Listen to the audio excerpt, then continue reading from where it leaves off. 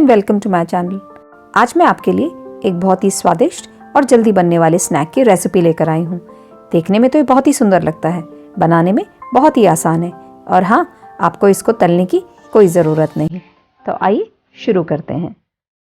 सबसे पहले आधा कप पोहा ले लेते हैं। इसको आप धो लीजिए और छन्नी में रखकर थोड़ी देर के लिए ऐसे ही छोड़ दीजिए। मैं करीब 5 से 6 आलू ले रही हूँ। इन्हें मोटी तरह से कद्दूकस कर लेते हैं।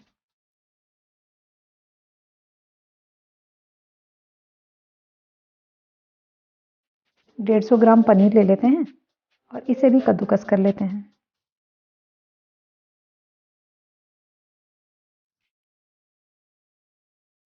इन आलू में अब हम आधा कप उबले हुए मटर डाल देते हैं।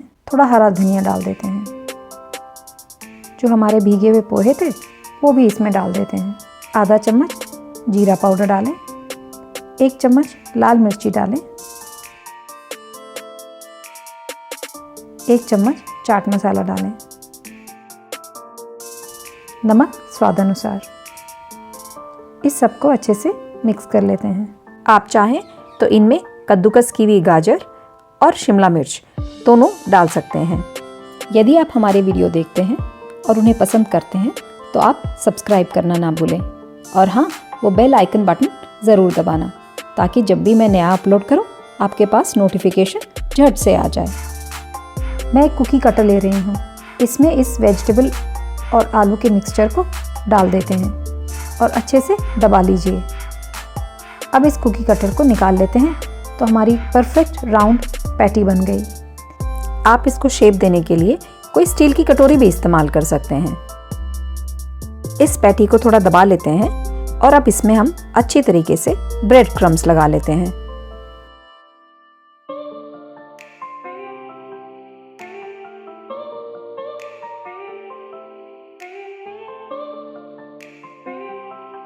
इसकी हम चाकू की मदद से 4 टुकड़े कर लेते हैं।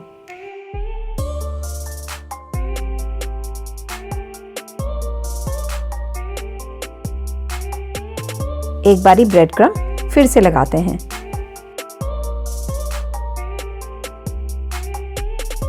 इसी तरीके से अब बाकी वेजिटेबल ट्रायंगल्स भी बना लीजिए। इन वेजिटेबल ट्रायंगल्स को बनाने के लिए आपको कोई स्पेशल सामान लाने की ज़रूरत नहीं। घर में जो कॉमन ग्रोसरी होती है ये उन्हीं से बन जाते हैं। आप इनको एक बारी एक्स्ट्रा बना लीजिए और फ्रीज़र में फ्रीज भी कर सकते हैं। जब मन चाहे आप इनको फिर पका सकते हैं।